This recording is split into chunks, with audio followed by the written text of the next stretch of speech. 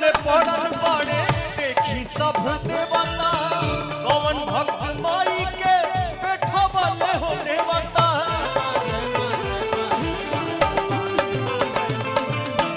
अचरज में पड़ल बड़े देखी सब देवता कौन भक्त माई के बैठवल हो देवता, बैठवल हो देवता।